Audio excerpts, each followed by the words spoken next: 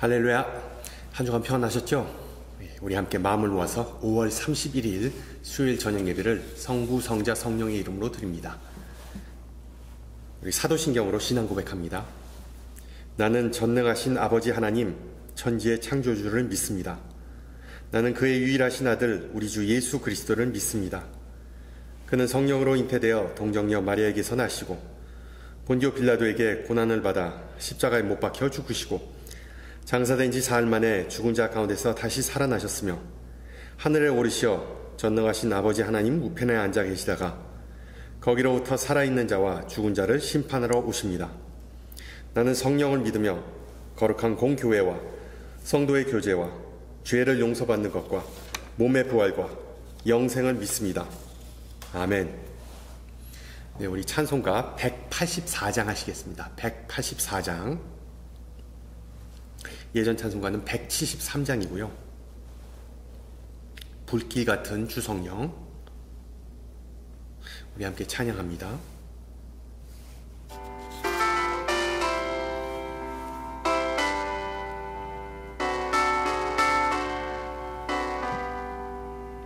불길 같은 주성령 강구하는 우리에게 지금 강림하셔서 영광 보여주소서. 성령이여 임하사 우리 영의 소원을 만족하게 하소서. 기다리는 우리에게 불로 충만하게 하소서. 주의 대단 뿌리에 우리 몸과 영혼과 우리 가진 모든 것 지금 바치옵니다. 성령이여 임하사 우리 영의 소원을 만족하게 하소서. 기다리는 우리에게 불로 충만하게 하소서.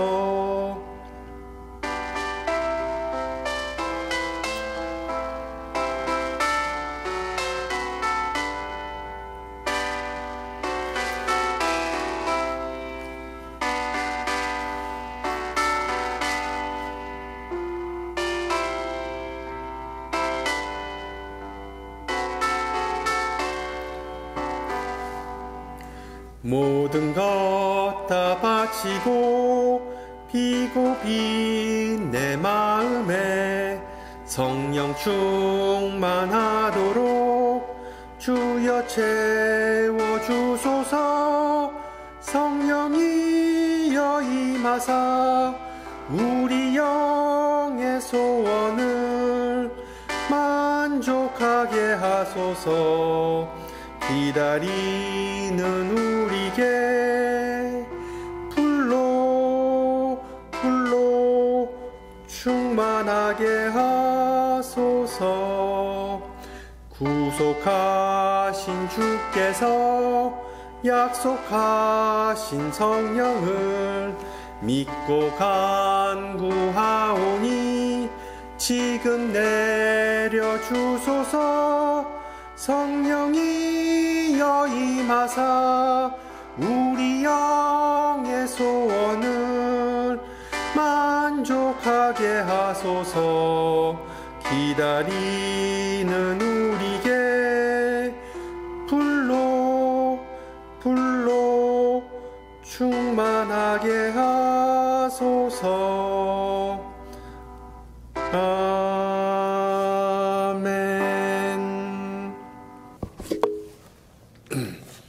하나님께서 오늘 저녁 우리에게 주신 말씀 요한복음 16장 5절에서 15절입니다.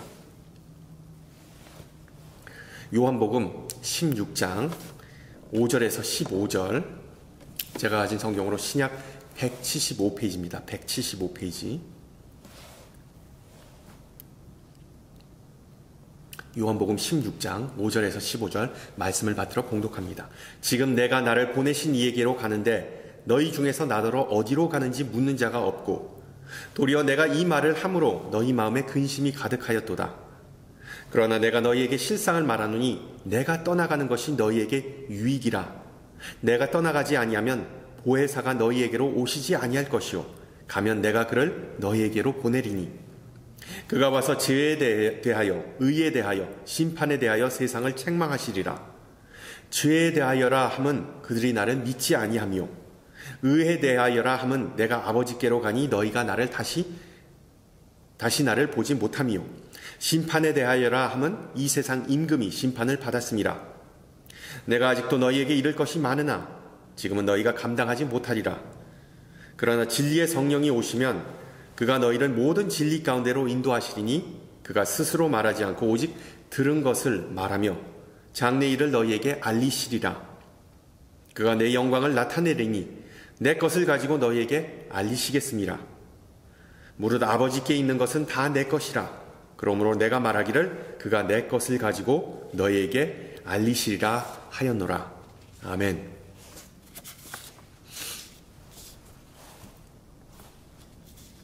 지난주에 마태복음 28장에서 예수님께서 제자들에게 하나님의 왕국을 계속해서 확장하라는 명령을 내리시는 것을 함께 살펴보았습니다. 그런데 사도행전 1장을 보면 먼저 하나님께서 약속하신 선물, 즉 선교 여행을 위한 필수 장비를 받은 후에, 수령한 후에 예루살렘을 떠나라라는 내용이 나옵니다. 그 선물이 뭘까요? 바로 성령님이십니다. 부활 후 40일 만에 예수님은 하늘로 올라가셨고 열흘 후에 성령께서 지상에 내려오셨습니다. 그래서 헬라어로 50을 뜻하는 단어가 페나커스트인데 우리말로는 50일이라고 번역하지 않고 성령 강림절이라고 번역합니다. 바로 지난 주일이었습니다. 페나커스트. 성령 강림절은 교회의 3대 절기 중에 하나이지만 안타깝게도 가장 경시되는, 뒷전으로 밀리는 그런 절기이기도 합니다. 우연히 올해에는 성령 강림절이 메모리얼 데이 연휴와 겹치는 해입니다. 여러분 어떻게 즐거운 연휴 보내셨는지요? 메모리얼 데이, 즉 현충일입니다. 현충일. 그리고 이 미국 현충일은 5월 29일, 그리고 한국 현충일은 6월 6일입니다. 대략 한 주 정도의 차이가 있지만 얼추 메모리얼 데이는 보다시피 여름의 시작을 비공식적으로 알리는 날이기도 합니다. 그래서 아마 여러분 모두 이번 여름 여행 계획, 휴가 계획을 이미 몇 달 전에 세우셨으리라 생각합니다. 여러분 그런데 혹시 그거 아시나요? 흥미롭게도 올해에는 단 한 가지의 바캉스만이 유행이랍니다. 소위 말하는 보복 여행, 영어로 revenge travel. 이 바로 그것입니다. 보복 여행, revenge travel은 스테이케이션과 같은 어떤 신조어인데 코로나 팬데믹 기간 동안 일상이 무너지고 휴가 계획이 취소된 데 대한 일종의 보상심리라고 할 수 있습니다. 실제로 우리 교회 많은 성도님들이 이미 한국에 여행가 계신 것으로 알고 있습니다. 또한 이번 여름에 많은 주일학교 어린이도 부모 따라 한국 가기 때문에 상당수가 VBS에 참석하지 못하는 그런 추세입니다. 보복이건 보상이건 아무튼 여행, 휴가는 즐겁지요. 그리고 보통 휴가, 바캉스 하면 바다, 산, 캠핑, 휴양지와 같은 리조트와 같은 곳이 떠오릅니다. 즉 도심에서 벗어나서 지친 심신을 쉬게 하고 모든 것을 다 잊는 것, 그 모든 것으로 다 탈출하는 것이 바캉스의 본질이죠. 그런데 이런 전통적인 추세가 요즘은 점점 바뀌는 것으로 보입니다. 대표적인 여행 웹사이트에 들어가 보면 이제 바캉스는 더 이상 휴식이 아니라 4개의 부류로 구분합니다. 문화여행, 식도락여행, 자연여행, 그리고 모험여행. 몇 년 전에 있었던 일인데 어느 은퇴한 지인 목사님이 사모님과 함께 아마존 정글을 하이킹하기 위해 브라질로 바캉스 간다는 연락을 받았습니다. 개인적으로 이런 생각이 들었죠. 연세도 있으신데 왜 그 오지에서 고생을 사서 하신지. 그런데 그거 아세요? 실제로 가장 빠른 성장세를 보이는 관광 산업의 한 분야가 바로 이 모험 여행입니다. 모험 여행, adventure travel. 바캉스 가서 푹 쉬는 것보다 점점 더 많은 이들은 세상 곳곳으로 나가서 힘들지만 흥미진진한, 때로는 아찔한 모험이나 체험을 즐기고자 한답니다. 예를 들어 거친 물살에서 래프팅, 아니면 높은 산꼭대기에서 패러글라이딩, 아니면 사막기구 여행, 아니면 스노모빌, 사파리와 같은 그런 이색적인 여행 패키지를 비싼 값을 주고 구매하는 사람이 점점 더 늘어난다고 합니다. 그러니까 그냥 뻔한 관광지나 단체 여행을 꺼리면서 일생에 한 번도 가보지 못할, 경험해 보지 못할 여행을 하면서 일생일대의 추억을 남기고자 하는 것이죠. 당연히 그런 일생일대의 모험적인 여행을 하고자 하는 이에게는 반드시 전문 가이드가, 전문 길라잡이가 필수입니다. 어떤 장비를 챙겨야 하는지, 어떤 길을 가야 하는지, 그리고 어떤 위험 요소가 도사리고 있는지를 가까이서 그리고 일일이 가르쳐주는 모험 가이드라는 직업도 지금 존재합니다. 어떻게 보면 이 예수님의 3년간의 공생의 사역은 그 자체만으로도 어드벤처, 모험 여행이라고도 할 수 있습니다.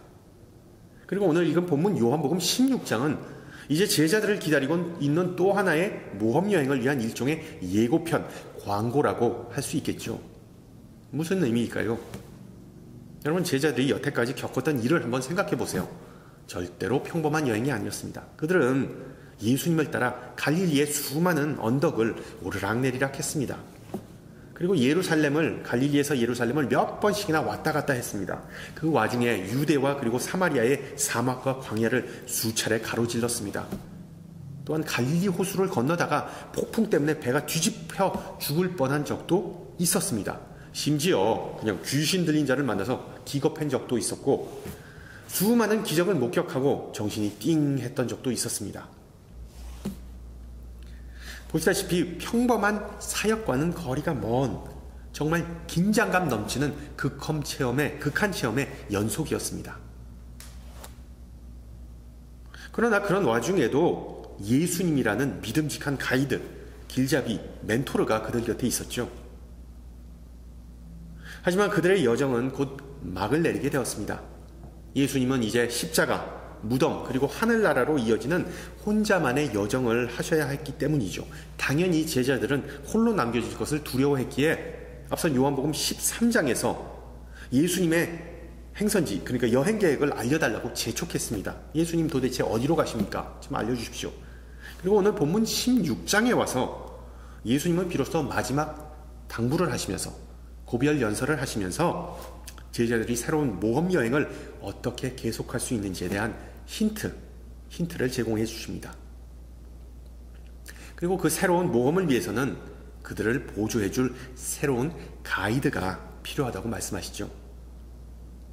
그 가이드, 그 길잡이는 누구입니까? 바로 아버지께로 나오는 보혜사 성령님입니다. 보혜사, 말 그대로 제자들과 함께 하면서 보호와 은혜를 베푸시는 분이죠. 영어 성경에는 성령님을 보혜사가 아니라 변호사, 중재자, 협조자로 번역하고 있습니다. 그리고 그 성령님은 이미 예수님과 예수님의 사역을 입증하고 확증하셨던 분입니다. 따라서 제자들은 자신이 모를 뿐이지 이미 성령님의 이런 역사하심을 은연중에 다 목격한 자들이었습니다. 그러나 이제 그들에게 주어진 임무, 즉 복음을 들고 세상에 나가는 것은 3년 동안 예수님을 졸졸 따라다녔던 것은 완전히 다른 이야기였죠. 지난주에 마태복음 28장에서 제자들이 의심했다는 점을 우리가 함께 살펴보았습니다. 그들이 왜 의심했을까요? 그들은 자신에게 주어진 사명에 대해 전혀 확신이 서지 않았습니다. 그리고 제자들의 그런 의구심은 충분히 근거가 있었습니다. 세상은 예수 그리스도의 복음에 대해 아주 싫어하는 아주 적대적인 그런 스탠스를 취하고 있었기 때문이죠. 예수님도 그런 적대심을 충분히 이해하고 계셨습니다. 그리고 또한 다른 한편으로 제자들의 어려움과 두려움을 헤아리시고 오늘 본문 15장, 16장 2절에서 이렇게 경고하십니다. 사람들이 너희를 출교할 뿐만 아니라 때가 이르면 무릇 너희를 죽이는 자가 생각하기를 이것이 하나님을 섬기는 일이라 하리라. 그들이 이런 일을 할 것은 아버지와 나를 알지 못함이라. 여러분, 여기서 출교하다는 것은 회당에서 쫓겨난다는 의미입니다. 보다시피 제자들이 가야 하는 길, 하고자 하는 여행은 어떤 해변에 가서 타워를 깔고 느긋하게 누워서 햇볕을 쐬는 것, 그런 것이 아니었습니다. 정말 목숨을 걸어야만 하는 그런 모험이었습니다.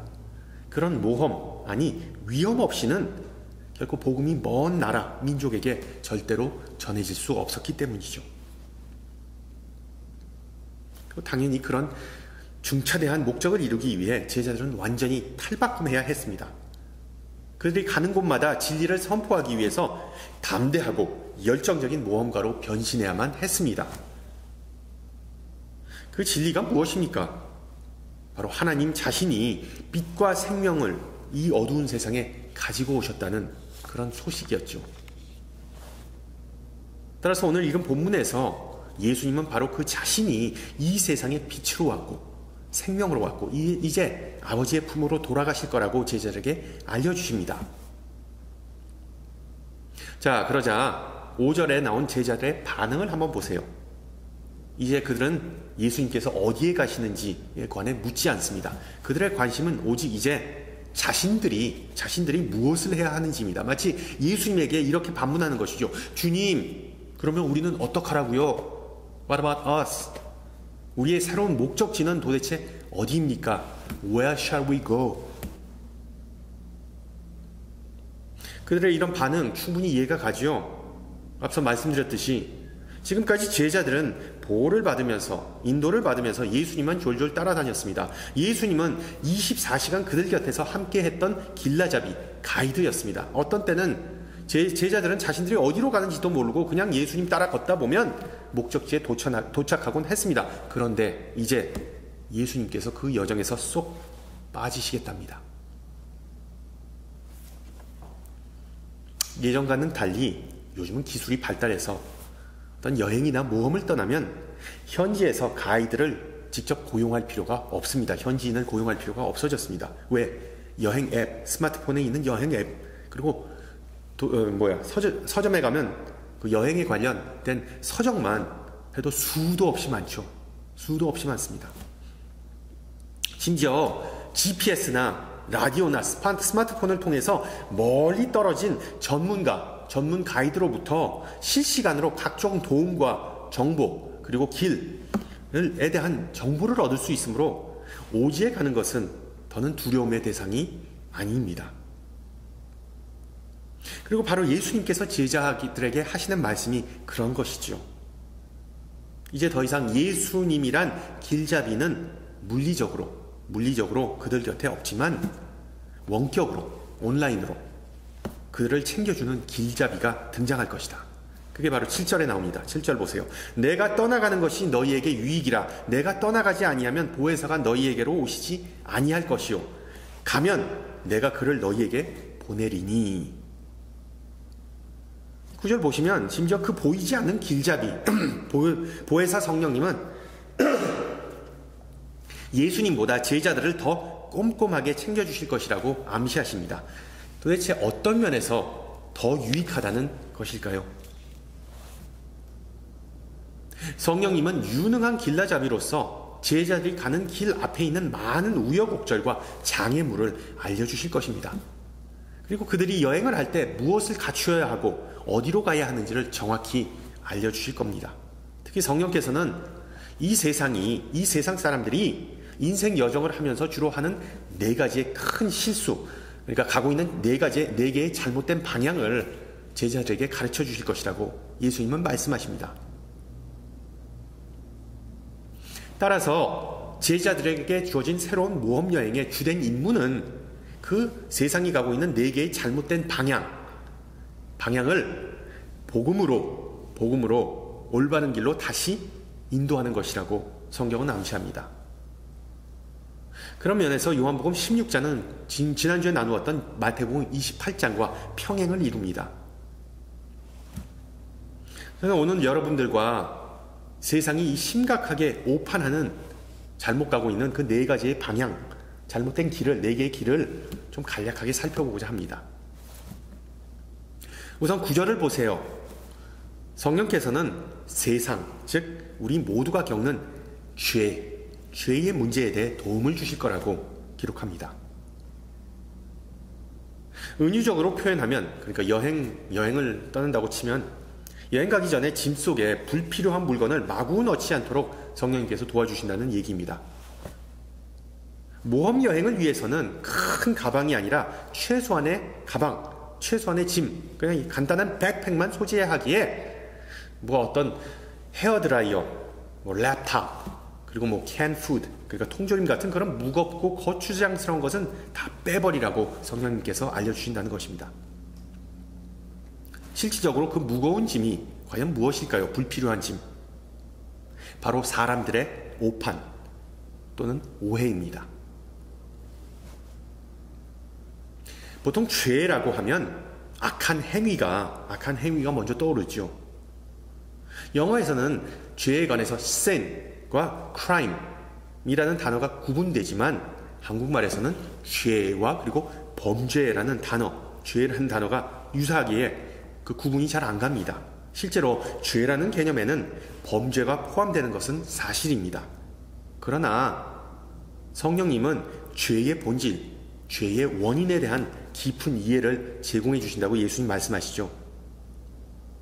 일반적으로 우리가 악행보다 선행에 더 힘을 쓰면 나중에 천국 들어가는데 조금 더 유익하다, 도움이 된다고 생각합니다. 물론 잘못된 생각이죠. 죄의 문제는 우리가 손으로 무엇을 하느냐보다 우리가 어떤 존재인가가 그 핵심입니다. 즉 행위가 아니라 본질입니다. 인간이 죄를 짓는 것은 물론 그의 죄된 본성 때문이죠. 그래서 잠언서도 모든 지킬 만한 것 중에 더욱 내 마음을 지켜라, 생명의 근원이 이에서 남이라고 기록하지 않습니까? 그런 면에서 성령님은 예수님께서 우리를 위해 그리고 우리보다 앞서 무슨 일을 하셨는지를 항상 일깨워 주십니다. 상기시켜 주십니다. 이에 대해 시카고에 있는 윌로크릭 교회 원로 목사 빌 하이버스의 표현에 따르면 기독교 신앙은 우리가 하는 것, 즉 do가 아니라 그리스도가 하신 것, done입니다.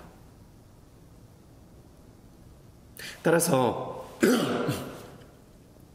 길라잡이 성령님의 영감으로 인하여 우리는 예수님께서 최선을 다해야 한다는 그런 그 무게감으로부터 해방되었음을 남에게 전달할 수 있는 것입니다. 우리 신앙인이 복음을 전하는데 주저하는 이유 중에 하나는 우리 자신조차 예수님께서 제공하시는 그 여행 패키지에 대한 확신이 없기 때문입니다. 심지어 우리가 지금 가고 있는 길, 하고 있는 신앙 여정을 즐기지 않거나 즐기지 못하기 때문에 남을 선뜻 초대하지 못하는 것이죠. 생각해 보세요. 내 안에 희락과 기쁨, 확신이 없는데 남에게 기쁨을 전하고 확신 있게 선포할 수 있겠습니까? 성도 여러분, 혹시 복음이 주는 기쁨과 그리고 확신을 잃으셨나요? 예수님의 약속을 기억하고 보이지 않는 성령님에게 도움을 청하십시오. 이 세상에서 가장 뛰어난 가이드인 성령님을 의지하지 않고 여행하면 많은 시행착오를 겪는 것은 불보듯 뻔한 일입니다.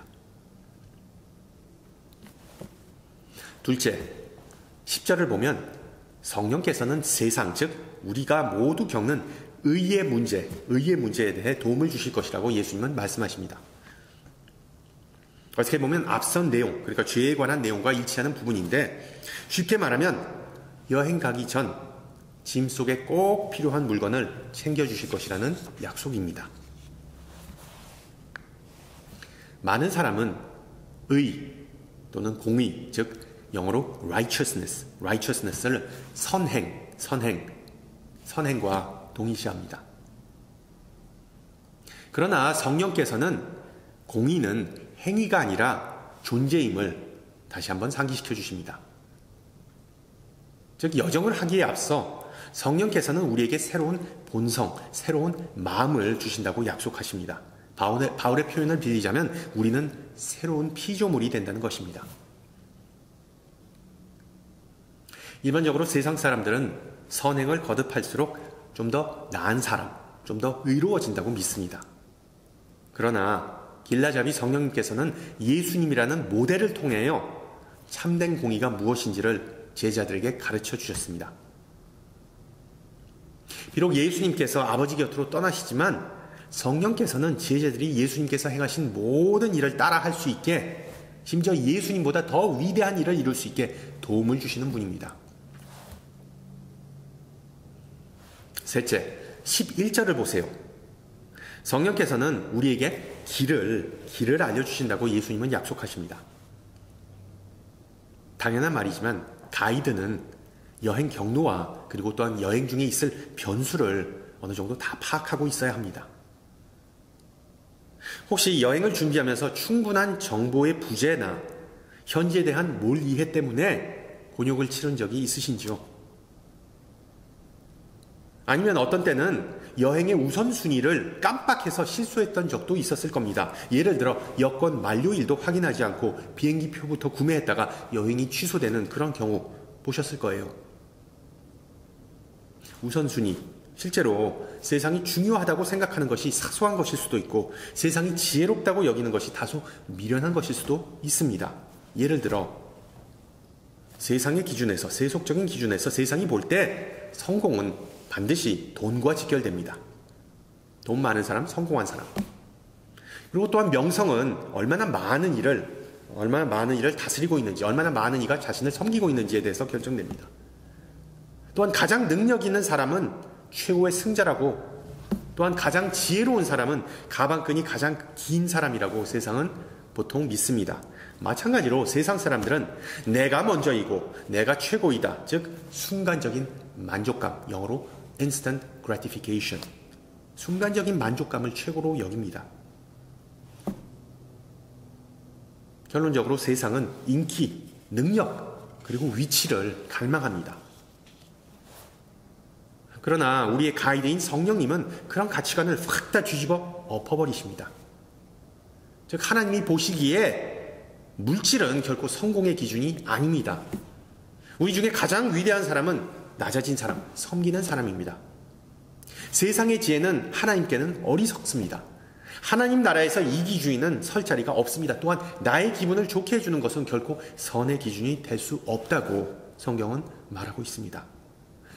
또한 그게 바로 성령님의 사역입니다. 우리가 이 신앙의 눈, 하나님의 눈으로 세상을 바라보면서 제자들과 마찬가지로 좋은 선택을 하도록 도우십니다. 마지막으로 13절을 보세요. 진리의 성령이 오시면 그가 너희를 모든 진리 가운데로 인도하시리니 그가 스스로 말하지 않고 오직 들은 것을 말하며 장래 일을 너희에게 알리시리라. 무슨 말입니까? 성령께서는 우리에게 진리, truth, 진리를 알게 해주십니다. 요한복음에서 진리는 아주 중요한 주제이죠. 나중에 18장에 가면 예수님의 재판 당시 그 본디오 빌라도가 진리가 뭐냐라고 예수님에게 묻습니다. 진리가 뭐냐? 아이러니컬하게도 빌라도 자신이 진리를 알고 있어야 하는 재판관인데 피고인 예수에게 진리에 관해 묻습니다. 실제로 인류사에 있어 진리에 관한 탐구는 너무나 오래되고 핵심적인 것이라 철학에서도 참된 삶을 연구하는 인식론이라는 분야가 존재합니다. 진리가 무엇인가? 지식이 무엇인가? 물론 진리가 무엇인지를 알기 위해 우리가 뭐 어떤 철학 박사 학위를 취득할 필요는 없습니다. 왜? 우리 신앙인들은 다 압니다. 예수님이 바로 길이자 진리이자 생명인 것을. 바꿔 말하면 우리가 예수님을 따라 살고 예수님을 흉내내고 모방하고 그리고 예수님을 순종하면 우리의 삶은 참된 진리의 길을 걷게 됩니다. 즉 우리의 삶은 청명함, 정직함, 섬김, 이타심과 겸손함으로 채워지게 되는 것이죠. 종합해 보면 제자들이 예수님께서 가시는 길을 따르고자 한다면 예수님의 말씀과 진리와 생명을 다른 이들에게 보여주고 그들과 그것을 나누면 된다는 의미입니다. 비록 그것이 많은 위험과 역경과 유혹을 수반할지라도. 그리고 그들이 충분히 그 모험을 할 수 있는 이유는 바로 선한 길라잡이가 되신 성령께서 하나님의 영광을 위해 살도록 도움을 주시기 때문입니다. 2000여 년 전에 성령께서 강림하신 사건을 계기로 제자들은 새로운 모험을 시작했습니다. 성령님은 제자들에게 정보와 영감을 제공해 주시고 또한 새롭고 힘찬 목소리를 내게 하셨습니다. 이제는 단지 흉내가 아니라 온 마음으로 예수님을 따르게 됐습니다. 또한 성령께서는 제자들이 모든 근심과 혼란과 모함을 싹 다 제거해 주셨습니다. 마찬가지로 지금 우리는 성령 강림의 증인으로서 하나님께서 보내주신 가이드가 우리 인생 여정에서도 여전히 함께 하신다는 사실을 믿고 고백합니다. 예수님을 따르는 것은 결코 어떤 비싼 휴양지로 피서를 가는 것이 아니라 길이자 진리이자 생명 되신 예수님을 그 어느 곳에도 따라가는 것임을 성령께서는 우리에게 일깨워 주십니다. 이 세상을 변화하기 위하여 그리고 하나님의 영광을 위하여 우리는 그 모험을 감수한다는 사실을 믿고 고백하시기를 소망합니다. 할렐루야. 또한 오순절 사건을 통해 얻는 교훈은 우리의 신앙 여정은 비록 앞으로 전진해야 하는 길이지만 주로 뒤로 돌아볼 때 더 그 여정이 잘 이해되고 하나님의 섭리의 오묘함을 깨닫게 된다는 점이죠. 우리 인생의 가장 암울했던 시기라고 볼 수 있는 코로나 사태를 뒤돌아보면 비록 완전히 종료된 것은 아니지만 보이지 않는 성령님께서 우리 교회 식구들, 지체들을 안전하게 강건하게 지켜주셨다는 사실에 감사함을 금할 수가 없죠. 그렇죠? 더 나아가 어둠 속에서 그리스도의 빛이 더 환하게 발하게 된다는 단순한 원리를 우리가 다시 한번 깨달을 수 있었습니다. 그리고 또한 코로나 사태가 어느 정도 종료되면서 우리는 이제 그 다음 또 하나의 모험의 세계로 발걸음을 내딛게 된다는 사실을 배우게 되었습니다. 물론 성령님과 함께하는 새로운 모험이지만 절대 쉽지 않고 우여곡절이 많은 여정이기에 미지에 대한 두려움이 엄습해올 수 있습니다. 그러나 우리가 그 어떤 여정, 그 어떤 모험을 하든 가장 중요한 것은 최종 목적지 아니겠습니까? 길을 가다가 여행을 하다가 지치고 괴롭고 씁쓸할 때마다 항상 우리 곁에서 보이지 않게 인도하시고 합력하여 선을 이루게 하시는 성령의 능력과 지혜를 늘 의지하고 승리하시기를 축원합니다. 함께 기도합니다. 귀하신 주님, 2000여 년 전에 성령님을 통하여 교회를 세우시고 하나님의 교회 가족을 확정하시고 확장하게 하신 은혜를 감사드립니다. 또한 마가의 다락방에 모였던 120명의 제자에게 성령을 부어주시어 주님께서 맡기신 새로운 모험, 그 귀한 여정을 수행할 수 있게 하심을 우린 배웠습니다.